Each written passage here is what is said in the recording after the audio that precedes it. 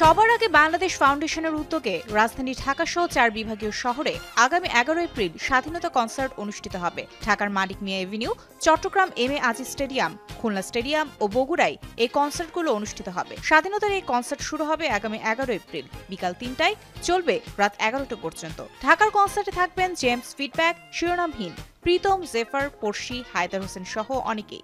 চট্টগ্রাম ভেন্যুতে থাকবেন Miles, Source, Arc, Lalon, Imran, Konal ও ঋতুরাজ। বগুড়ার কনসার্টে আর্সেল, Avoid Rafa, Different Touch, Baby Nasrin, Khurshid Alam, Konok Chapa, Rajib ও মাহিন। খুলনা কনসার্টে থাকবেন ওয়ারফেজ, আরবোভাইরাস, সোনার বাংলা সার্কাস, আসিফ আকবর, বালাম, তাহসান খান, মনির খান, কণা ও লিজা। এর পাশাপাশি এসব কনসার্টে আঞ্চলিক গান, কবিতা পাঠ, কৌতুকযোগ পরিবেশিত হবে বলে জানা গেছে।